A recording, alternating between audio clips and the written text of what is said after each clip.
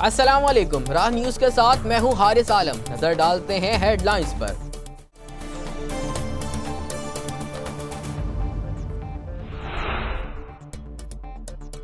مقبوضہ کشمیر میں بھارتی فوجیوں کے ہاتھوں 3 اور کشمیری نوجوان شہید کر دیے گئے۔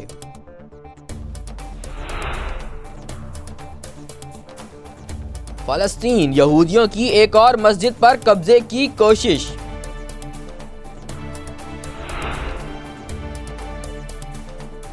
دنیا بھر میں جنگوں اور غربت سے بچوں کی زندگیوں کو خطرہ لاحق۔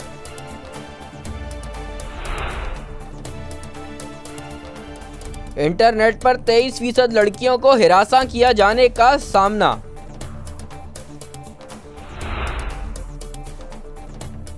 پاک بحریہ سرحدوں اور مفادات کے تحفظ کو یقینی بنائے گی نیول چیف۔ اور کراچی شہر میں پبلک ٹرانسپورٹ کی کمی، شہر میں یومیہ 1000 موٹر سائیکلوں کا اضافہ ہو رہا ہے۔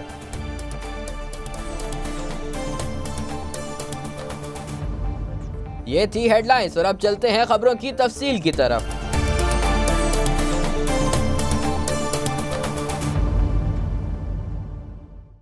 مقبوضہ کشمیر میں بھارتی فوج کے ہاتھوں 3 اور نوجوانوں کو شہید کر دیا گیا۔ مقبوضہ کشمیر میں بھارتی فوجیوں نے اپنی ریاستی دہشت گردی کی تازہ کارروائیوں کے دوران منگل کو ضلع کاپواڑہ میں 3 اور کشمیری نوجوانوں کو شہید کر دیا۔ کشمیر میڈیا سروس کے مطابق فوجیوں نے ان علاقے کو ضلع میں ہندواڑہ کے علاقے ماگام میں تلاشی اور محاصرے کی کارروائی کے دوران شہید کیا۔ آخری اطلاعات ملنے تک علاقے میں فوجی کارروائیاں جاری تھیں۔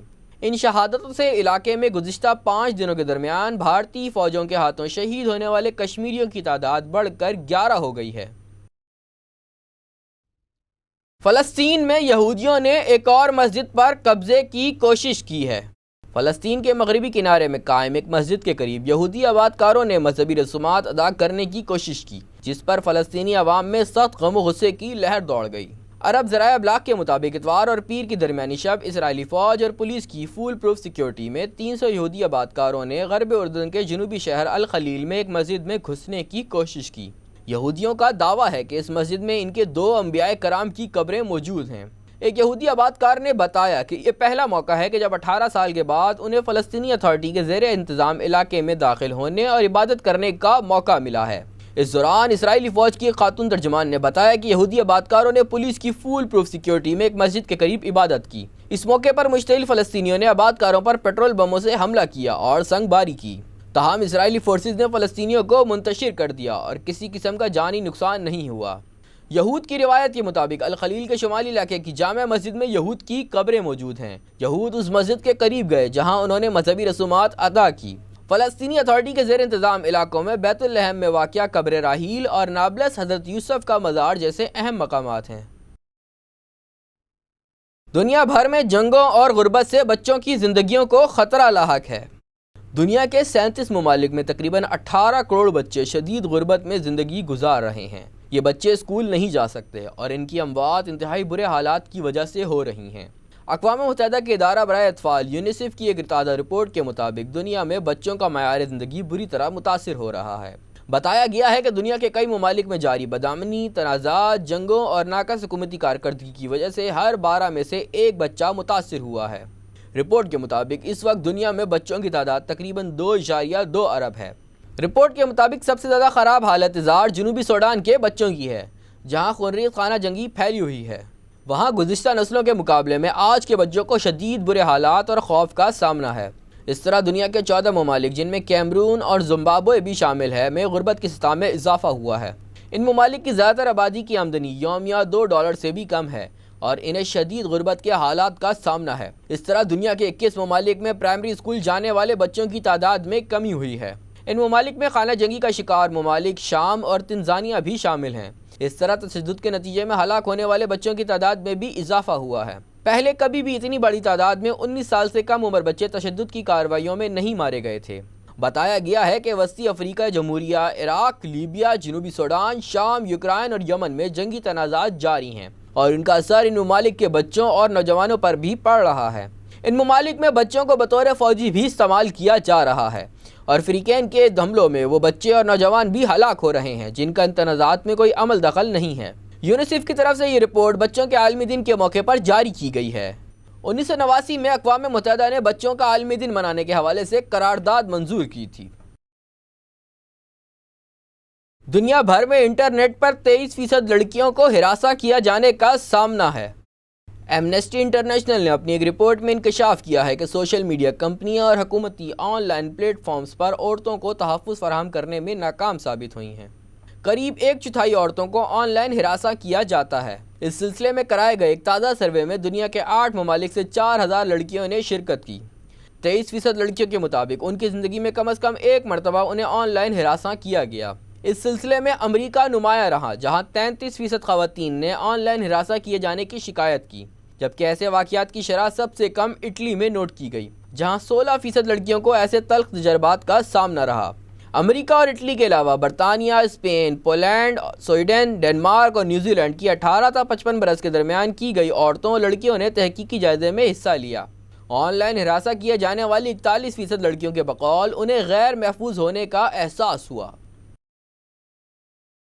پاک بحریہ سرحدوں اور مفادات کے تحفظ کو یقینی بنائے گی، ایسا کہنا ہے ایڈمرل ظفر محمود عباسی کا۔ Chief of the naval staff admiral Zafar Mahmood Abbasi نے کہا ہے کہ پاک بحریہ ہر قیمت پر ملک کی بحری سرحدوں اور مفادات کے تحفظ کو یقینی بنائے گی۔ یہ بات انہوں نے گزشتہ روز شمالی بحر عرب میں پاک بحریہ کی جنگی یونٹس کی آپریشنل صلاحیتوں کی تقریب سے خطاب کرتے ہوئے کہی۔ اس موقع پر انہوں نے جنگی یونٹس کی آپریشنل صلاحیتوں کا شاندار مظاہرہ بھی دیکھا۔ واضح رہے کہ پاک بحریہ کی قیادت سنبھالنے کے بعد یہ نیول چیف کا کھلے سمندر میں تعینات نیول فلیٹس یونٹس کا پہلا دورہ تھا۔ ایڈمرل ظفر محمود عباسی نے اس موقع پر پاک بحریہ کے جہازوں پر تعینات افسروں اور جوانوں سے ملاقات بھی کی اور ملک کی دفاع کے لیے ان کے عزم و حوصلے کی تعریف کی۔ ایڈمرل ظفر محمود عباسی نے فلیٹس یونٹس کی بہترین آپریشنل تیاریوں کو سراہا اور افسروں اور جوانوں سے زور دے کر کہا کہ وہ موجودہ اور مستقبل کے بحری چیلنجز سے نبرد آزما ہونے کے لیے تیزی سے تبدیل ہوتے آپریشنل حالات سے آگاہ رہیں۔ انہوں نے سی پیک کے تناظر میں پاک بحریہ کی بڑھتی ہوئی ذمہ داریوں پر زور دیا اور سمندری راستوں کو محفوظ بنانے کے عزم کا اظہار کیا۔ اور شہر قائد سے خبر یہ ہے کہ پبلک ٹرانسپورٹ کی کمی کے بعد شہر قائد میں یومیہ 1000 موٹر سائیکلوں کا اضافہ ہو رہا ہے۔ کراچی کی سڑکوں پر یومیہ 1000 موٹر سائیکلوں کا اضافہ ہو رہا ہے۔ موٹر سائیکل کراچی جیسے گنجان آباد شہر میں لاکھوں افراد کو سفری سہولیات کی فراہمی کا اہم ذریعہ ہیں، جبکہ بسوں کی کمی اور پبلک ٹرانسپورٹ کی سہولتوں کے فقدان سے کراچی کی سڑکوں پر یومیہ 1000 موٹر سائیکلوں کا اضافہ ہو رہا ہے۔ کراچی میں مجموعی طور پر 25 لاکھ موٹر سائیکلیں رجسٹرڈ ہیں۔ 5 لاکھ دیگر شہروں میں رجسٹرڈ موٹر سائیکلیں بھی کراچی میں چل رہی ہیں، جو شہریوں کو سفری سہولیات فراہم کرنے کے ساتھ ساتھ بڑے پیمانے پر روزگار کی فراہمی کا ذریعہ بھی بن رہی ہیں۔ شہر بھر میں 35,000 سے زائد موٹر میکینک ورکشاپس اور دکانیں قائم ہیں، جبکہ سڑکوں کے کنارے فٹ پاتھوں پر بھی موٹر میکینک کام کر رہے ہیں۔ میکینکس کے علاوہ سینکڑوں کی تعداد میں پنچر، پرزاجات اور موٹر سائیکلوں کا ساز و سامان فروخت کرنے کی دکانیں بھی قائم ہیں۔ شہر میں رواں دواں موٹر سائیکلیں ہزاروں خاندانوں کے روزگار کا ذریعہ بنی ہوئی ہیں۔ کراچی میں ٹریفک کے ازدحام اور سڑکوں کی ٹوٹ پھوٹ اور طویل مسافت کی وجہ سے موٹر سائیکلوں کی مرمت پر اوسطاً 500 روپے ماہانہ تک خرچ کیا جاتا ہے۔ موٹر سائیکل کی مرمت اور پرزاجات کی فروخت سے وابستہ افراد کو کراچی میں رواں دواں موٹر سائیکلوں سے ماہانہ 1.5 ارب روپے کی آمدن ہو رہی ہے۔ یہ رقم موٹر سائیکلوں کی مرمت، پرزاجات کی خریداری، انجن آئل کی تبدیلی، بائک کی صفائی، سروس، جمپ اور سیٹوں کی مرمت، پہیوں میں ٹیوب کی تبدیلی، رم کی تیلیوں کی تبدیلی وغیرہ پر خرچ ہوتی ہے۔ شہریوں کی سفری سہولیات کی فراہمی اور بڑے پیمانے پر روزگار عام کرنے میں چینی ٹیکنالوجی کی موٹر سائیکلوں کو اہمیت حاصل ہے۔ جاپانی ٹیکنالوجی کی بائک کے مقابلے میں چینی موٹر سائیکلوں کی قیمت 40% تک کم ہے۔ جاپانی گاڑیوں کے مقابلے میں چینی ٹیکنالوجی کی بائک کی لائف بھی کم ہے اور ان میں مرمت کا کام بھی زیادہ نکلتا ہے۔ کراچی میں رجسٹرڈ موٹر سائیکلوں میں 80% چینی موٹر سائیکلیں شامل ہیں اور جاپانی بائکس کی فروخت کا تناسب 20% ہے۔ راہ نیوز سے فی الوقت اتنا ہی۔ مزید خبروں اور اپڈیٹس کے لیے دیکھتے رہیے راہ نیوز۔ اللہ حافظ۔